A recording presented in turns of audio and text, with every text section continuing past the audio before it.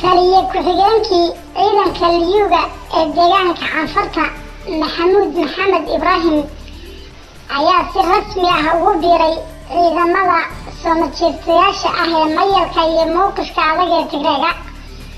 taliye ku-xigeenka ayaa ka hadlay telefishinka Tigreega oo sheegay inuu ku biiray ciidamada difaaca Tigreega sababaha uu ugu biirayna ay tahay in maadaama oo ay shacabka canfartu boqolkiiba boqol taageersan yihiin halganka ay ku jiraan ciidamada difaaca Tigreega una arkaan inuu xaq yahay oo lagu badbaadinayo jiritaanka Itoobiya iyo maadaama uu halgankoodu ku qotamo difaaca nidaamka federalismka qowmiga ah iyo dastuurka dalka.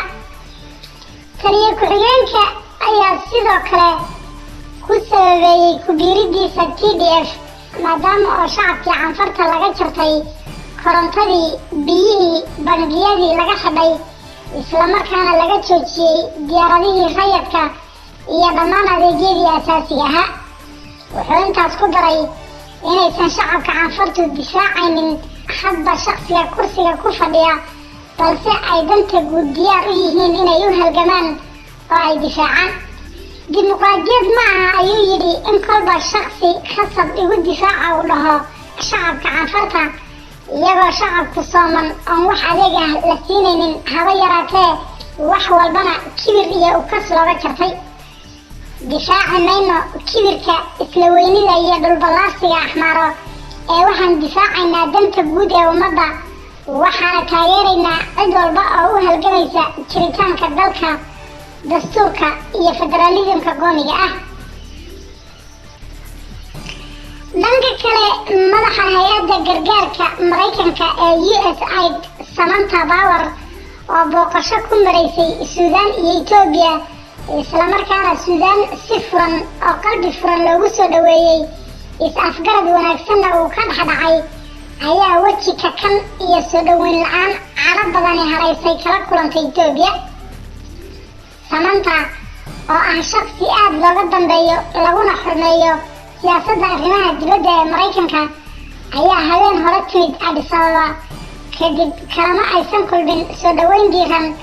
imaanshihii ay timid daqiiqado kadib waxay ardayga Twitterkeeda soo dhigtay inay ciidamada Eritrea gebi ahaanba degdeg iyo rasmi uga baxaan dhulka Tigreega, ciidamada Tigreeguna ka baxaan deegaanada canfarta iyo axmaarada, iyo sidoo kale inay ciidamada axmaaradu ka baxaan galbeedka gobolka Tigray. in si buuxda loo furo marinada gargaarka si bulshada dagaalada ku tabaaloobay ee Tigreega deeqaha loo gaarsiiyo.